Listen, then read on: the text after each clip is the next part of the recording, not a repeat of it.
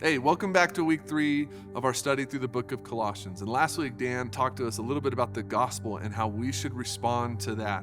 And maybe some of us even gave our life to Christ through this series and through that moment. And now we're going to ask ourselves the question at the end of chapter 2 and the beginning of chapter 3, we're going to ask ourselves a very important question. Am I all in? This goes to maybe the new believer or someone who's been following Christ for many years, asking, am I committed? Am I all into this? I've heard the gospel, I've responded to it, but is my life reflecting this decision? Now, I want to tell you a quick story about being committed, and I'll be honest, it's kind of an embarrassing one. I was once on a cattle drive out in Idaho, and I'm not a great horse rider. I don't dislike it, I'm just not good at it. So I don't often ride horses.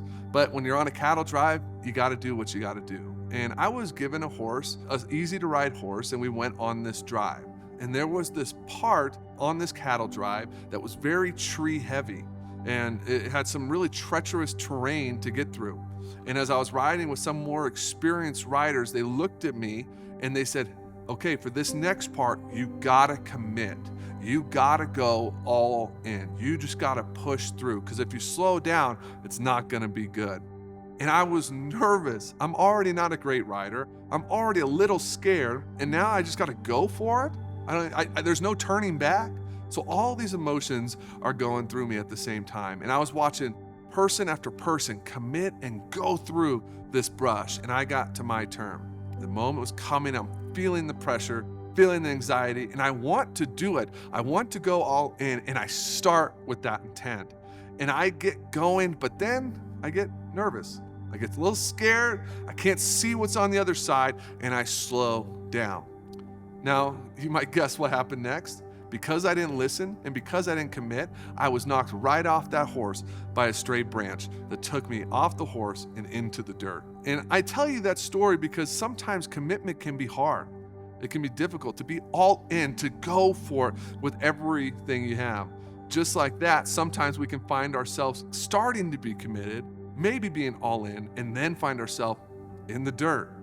And I want to talk about that today in our study. This idea of being committed and all in our relationship with Christ. As when we respond to the gospel, our response to the gospel is not just some of our life. It's not just a corner of our life, it's all of our life. We've talked about the idea of submission. We've talked the idea about turning our life over to Him. And now we're going to talk about commitment. Am I all in? And if we're going to be all in, there's 3 real things we have to focus on. There's 3 things we have to seek in our day-to-day life, because it starts with a decision and then we get going, we get moving. And so we need to seek 3 things. The first thing we need to do is we need to seek the above. Seek above. This passage in Colossians says this: if then you have been raised with Christ, seek the things that are above, where Christ is seated at the right hand of God. Set your minds on things that are above, not on things of this earth. As a follower of Christ, we no longer get to make our decisions and our determinations of the world and how we live in it by what the world's standards are. We are called to seek things that are above. We are called to seek Jesus and what He wants for our life and how He wants us to practice our faith daily, how He wants us to interact with people around us, how to treat people who are difficult, how to treat people who are even hard to be around. What does Jesus say? The world might say one thing, Jesus might say another. And this is a question: am I seeking what's above? Or am I committed? Am I all in? Or is this an area that's hard for me? The second thing we have to seek is we need to seek holiness. Seek holiness. It continues to read in this passage, for you have died. I want to stop there. For you have died. Meaning that as a follower of Christ, you're a new creation.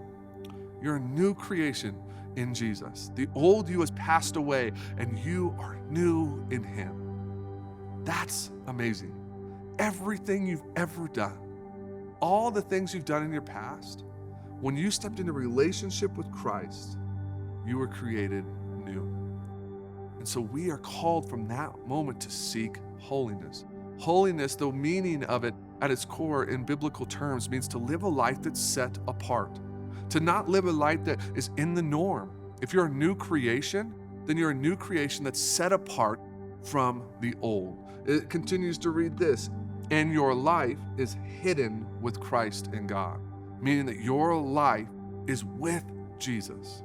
This is hard sometimes. We'll never be able to do things all the right way. It is not saying that at all. What it is saying is we should have a pursuit of it. We should have a pursuit of holiness in our life, to be set apart, to live our life by God's standards, Jesus' standards, what He wants for us in our day-to-day life. We have to ask ourselves, are we seeking above? What's the standard of our life? And are we seeking holiness? And the last one, we have to seek inside. We have to seek inside ourselves. This is the hardest one for most Christians. And if we're completely honest, I'm not going to say anything specific, but we can be really good at looking to the inside of others and pointing out what's wrong in them. But when it comes to our life, seeking the inside, saying what's in me that maybe is in rebellion to Christ and what His standards are for my life, what is in me that is sin or full of darkness that I need to turn over to Christ, that is a hard thing for us. When we come to seeking inside, this passage puts it very clear. Put to death. Put to death. Therefore, what is earthly in you. It's not about just hearing and seeking above and seeking holiness. It's about looking inside of us. Looking inside of ourselves and saying, what in me is earthly and not of God that I need to dig out no matter how bad it hurt?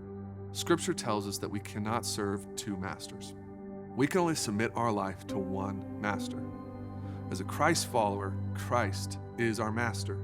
And for us to submit to Him fully, we have to continuously uproot in us the things that are stopping us from submitting to Him.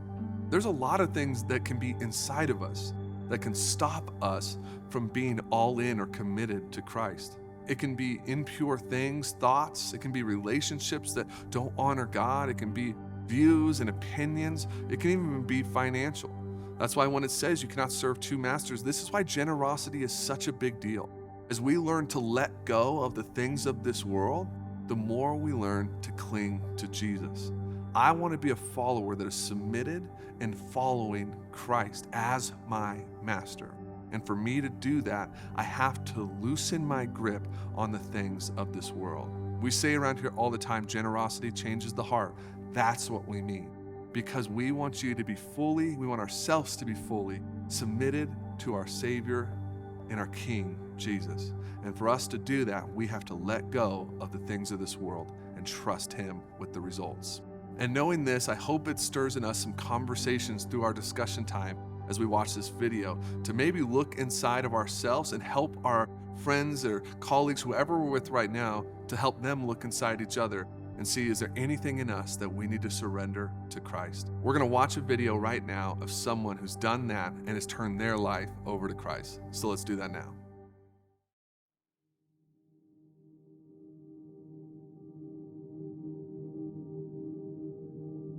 I first fell in love with my husband in Susanville when I went away to college. We locked eyes in a computer lab and God said, "This is the man you will marry." And I looked at him and I said, "No, he's too old." He was all scruffy, he looked all ratty. And I was like, and God was like, "No, this is the man you're gonna marry." The next week he came back, he was clean shaven. We just started talking to each other and fell in love. He was the kind of person that would pump your gas for you and open the door, and always grateful for anything I would do, like cooking dinner. He'd always say thank you, and he taught our children to do that. My husband ended up being diagnosed with bipolar and Asperger. As he got older, the mood swings got more intense. At that point, we had both of our children, Christopher and Emily. It just was a real struggle. A lot of people that have bipolar disorder start a medication and then feel better and decide that they don't need the medication. So he decided not to take his medication. He ended up becoming a full-blown alcoholic.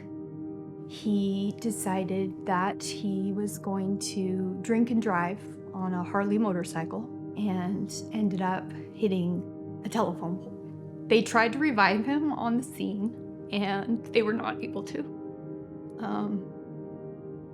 My son was 15. My daughter was 11, turning 12 the next day. I now, all of a sudden, was the breadwinner of our family and needed to be able to financially provide for myself and my kids. God absolutely gave me the strength every single moment to get through it. Nursing school is very difficult. He made a way for that to happen, and he made a way for us to financially be okay, and not just be okay, like not even stress about it. He would make sure that certain things were just paid for along the way.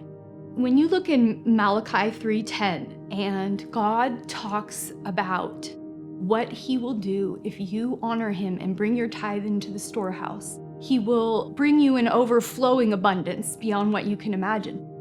What it looks like for me anyway was that hot water heater that was 20 years old just keeps working. The furnace that's 20 years old keeps working. The car keeps working.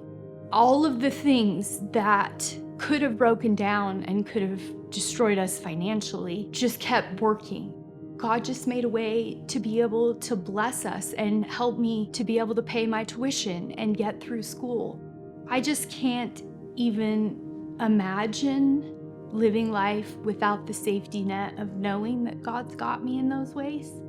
I have seen him time and time again show me that if I am faithful to what he's asked me to do in tithes and offerings, that he always covers me. He's never let me down. I just look at the things that just my kids have been through and that I've been through. I just know that God was the one that made it okay. I know that.